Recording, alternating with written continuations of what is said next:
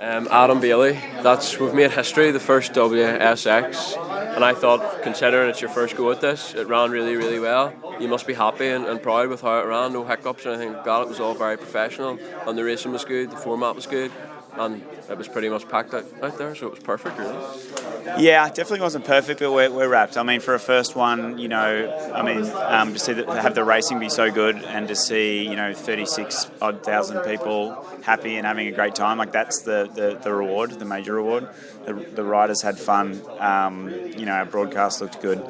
But, operationally, there are lots of things to improve on. We know the track could improve. We know, some of our systems need to improve, definitely. And we'll debrief, thoroughly over that now. But, it is the first one. We're not in our home country, so to do the first one internationally out of Australia was always going to be a bit of a challenge because when you're in your home country, you can pull favours, When here we couldn't pull so many favours. So we're stoked. Lots of work to do and lots of improving, but we're happy. And how was it for you this weekend? Was it stressful? Were you running everywhere trying to do things, or was it actually quite calm? Like, just talk me through your weekend really, and did you get to go and enjoy the racing? And was it? Honestly, for me, it was really, really good. It was the smoothest, calmest event that I've ever been a part of, which I'm really proud of. There was definitely things, like I said, that need improving and a bit frantic behind the scenes in areas, but overall this entire week, huge hats off to our operations team and our production team. Our entire SX Global team was so professional and organised and diligent, and they worked their butts off. That when I got here, it was really, really smooth and under control, and I did get to enjoy it and watch it from a fan's perspective, which is important to be able to see areas to improve on. And coming into the event, there has been a little bit of negativity, but I actually think now any of the media here will actually be very positive about the event. So I think it just goes to show you got to be open-minded and give things a go sometimes, and maybe you'll be surprised as it can be a success. So I think tonight gives you something very important to build on, especially for 2023, I think. Yeah, thank you. I appreciate that. I think change is always challenging for people, and we also realise and appreciate that we have to prove ourselves. Like, you can only talk about something for so long, and I think we were just excited and really looking forward to actually getting an event done, and at least showing what we've been working on and showing the level that we want to raise it to, even if it is our very first one. And we do think there's room to improve. It was still a great start. So, we want everyone on board the journey. I know it'll take a bit of time, but hopefully all the, everyone will get on board in time. And just on the format, seeing it in practice, how do you think it went? I think from a fan's point of view, it is great. But from the rider's point of view, it's pretty chaotic. I mean, they don't get any time, literally, between each moto.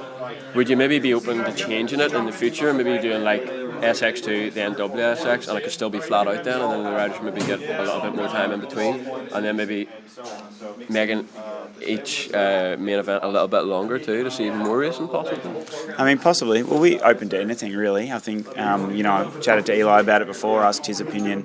We'll obviously hear what the fans think, and we'll constantly try and adapt and improve. We're certainly not stuck in our ways, and this is the way it's going to be. But we'll listen to everyone, take the feedback on board, and see how we adapt for next year for sure. And just on the track, I don't think anybody really knew what to expect coming here. I think if we were to compare it to MA, it's probably one of the more basic MA tracks, but it's still a good starting point. Looking to the future, do you want to bridge the gap more to a more technical MA track, or are you happy with that kind of track, or what are you looking for the long-term goals? I think whatever creates the best racing, like that's really regardless of the track being simple or technical, the racing is what we're the most focused on. I think we achieved that this weekend. I know the dirt was a bit slick and made it more difficult for the riders, but also the racing was great. So I think I don't think we're in a hurry to go to a more technical or follow the AMA necessarily. Like, we just want to focus on what we're trying to do, and we'll just listen to the fans, listen to the riders, and keep trying to adapt. At the moment, obviously, the factory teams aren't totally on board with this. Long term, are you hoping that they buy into it, and then maybe next year or in years to come we can have the full? Obviously we had Roxon and Eli here, best riders in the world, but maybe the likes of Bam Bam, Anderson, all those guys line up. Is that the long-term goal that you'd like to achieve? I mean, our model is different in the sense that we won't have factory-owned teams. We'll have the team owners we have other team owners that will be. But we do hope the manufacturers support those teams and that they support the riders to be part of those teams and support them with equipment. And understandably, they probably needed to see the platform that we were going to produce to justify that. And I know they're definitely watching. So hopefully that we've at least shown them and that the teams have showed their capability and their professionalism that the manufacturers will support them moving forward. That's the plan for us. Yeah, and just on the format, I mean, it is chaotic in the motos.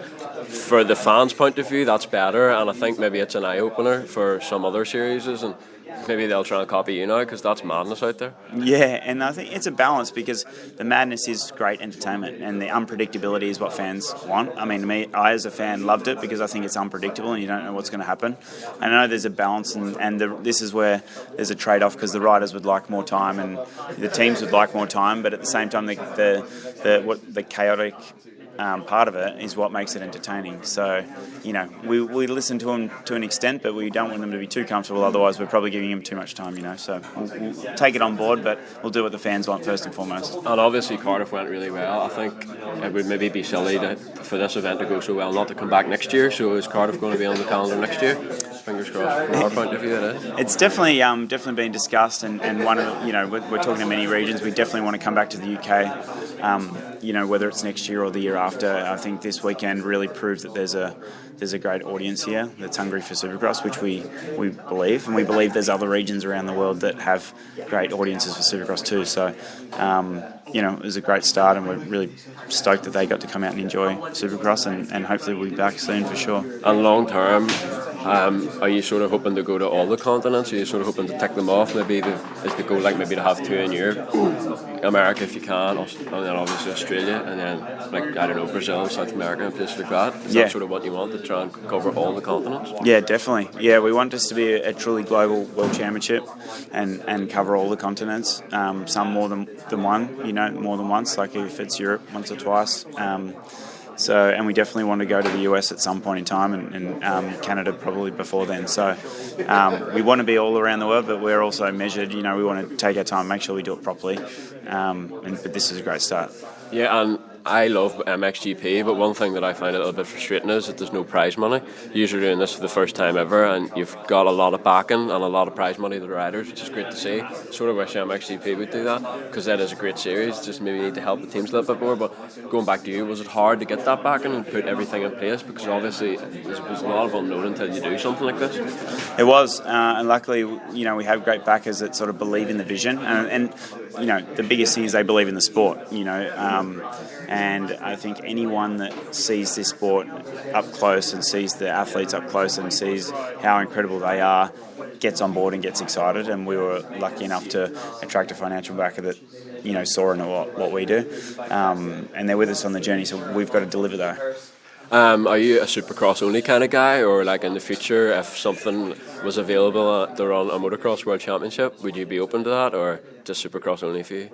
I don't know. That's a great point. I mean, we've got our hands full with the World Supercross Championship at this point in time, so that's our number one focus. But at the same time, we're fans of all things two wheels, so never say never, I guess.